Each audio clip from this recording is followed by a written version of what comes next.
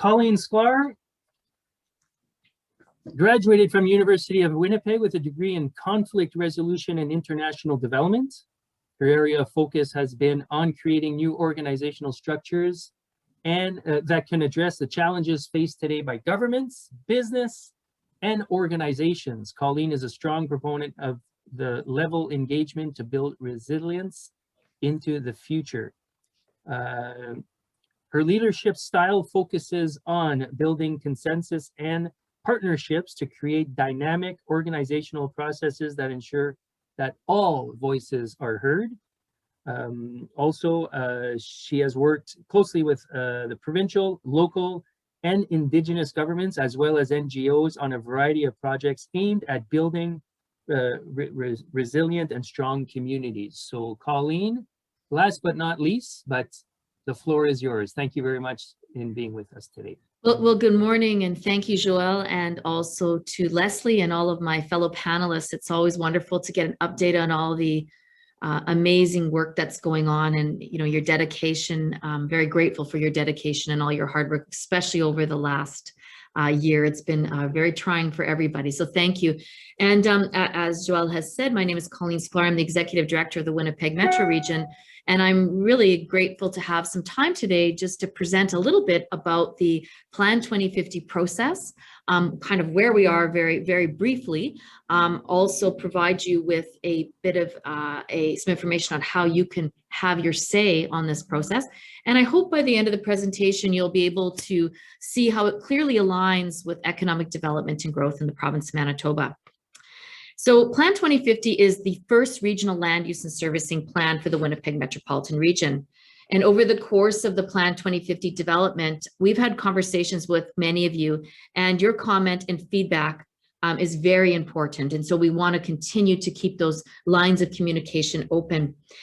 Over the past year, we've met with governments, CAOs, administrators, economic development officers. We've met with business, industry, leaders from knowledge institutions, social agencies, environmental agencies, and many others. Today, we find ourselves looking for answers to many questions. Questions like, what will our economy look like in 30 years? Will there be a place for me when I get older? Where will I live? Will there be services that we need to be successful here? These are the questions that call us to plan for a strong, sustainable, and prosperous capital region and province of Manitoba for all. In Manitoba, we have a long tradition of planning. The city of Winnipeg and the capital region today benefits from the insightful leaders who dared to dream big at the beginning of the 20th century, turn of the 20th century. You just have to look down Portage Avenue on one of the 10 lanes of traffic to see how big their vision was of a Chicago of the North. Or look at the Red River floodway to see the vision of leaders of the day. Is this inspiring? Yes. Is this easy? No. This type of planning for the future doesn't happen often because it's not easy. In 1998, former mayor of Winnipeg, Susan Thompson, she ushered leaders from the neighboring communities to the table where they began to think beyond the election cycles and across their borders and started to think about long-term planning and collaboration. And we know that this type of planning, regional planning, is nothing new. We see it across Canada and the US, across the globe. In fact, the Winnipeg Metro region is one of the last jurisdictions in Canada to develop a regional plan.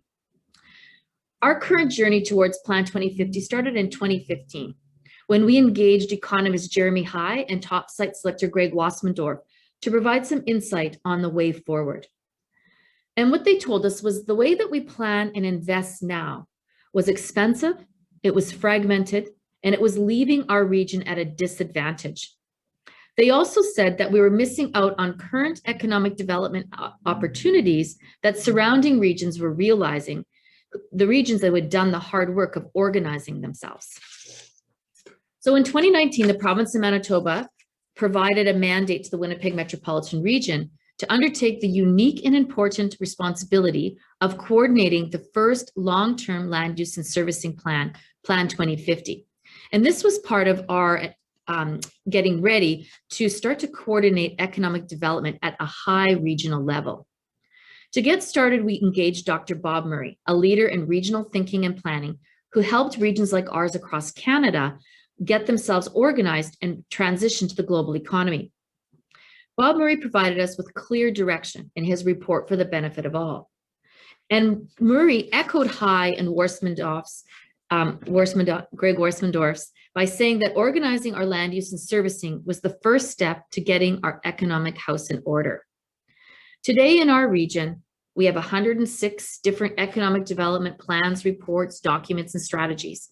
We have 57 fire halls, 28 waste disposal grounds, 92 different land use designations with very little consistency across the definitions. We have 169 publicly funded recreation facilities, many in need of dire, expensive upgrades.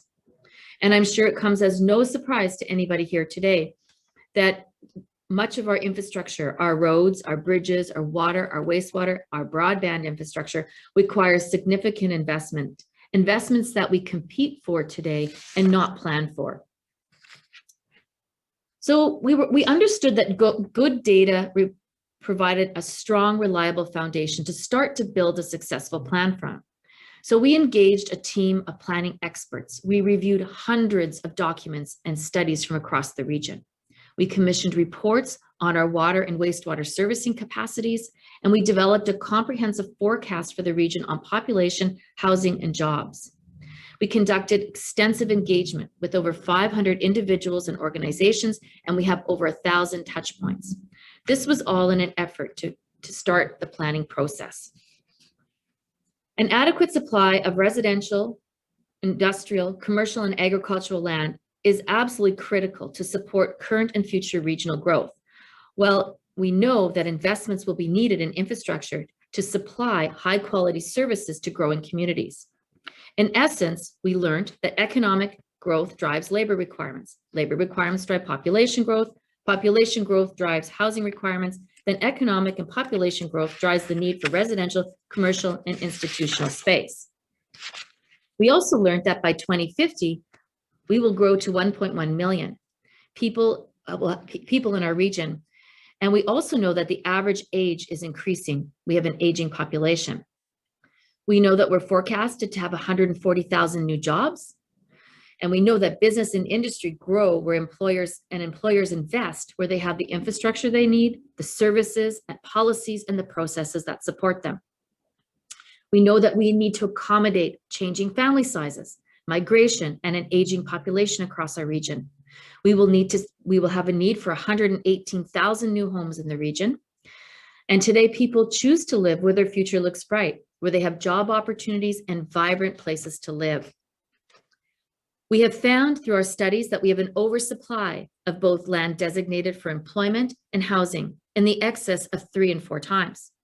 This is not service land, however. We have also found that there's the designated lands that are supported, that the designated lands to support economic growth and housing need to be serviced if we are going to be competitive in the global economy. Metrics like this reveal why it is so important that we have a long-term regional land use and servicing plan. Planning this way does not take away municipalities' autonomy or need to plan at the local level. We know that during this planning process, there will be areas where some communities will see there being wins and others will see there being compromises. But Plan 2050 allows us to leverage the unique strengths of each community and coordinate so we can show up on the global stage. Plan 2050 has 5 comprehensive regional planning areas to ensure that we can build the best quality of life for residents, that we can grow our economy while being good stewards to our land and water. These 5 policy areas together will trigger a regional economic development framework for us going forward. And as we develop the first draft of Plan 2050, we will continue to build on our knowledge, filling the gaps as they arise. We will continue to consult with experts and stakeholders from government, business, industry, and across the NGOs. And we would also really like to hear from everybody today on this call. We have a survey on our website, the plan20to50.ca website, and we also have data and webinars that have been recorded where your input would be greatly appreciated. Plan 2050 really is our first step in getting ourselves organized so that we can begin to build on the incredible work that's going out there on growing our economy and making sure our businesses and industry are successful. Thank you very much.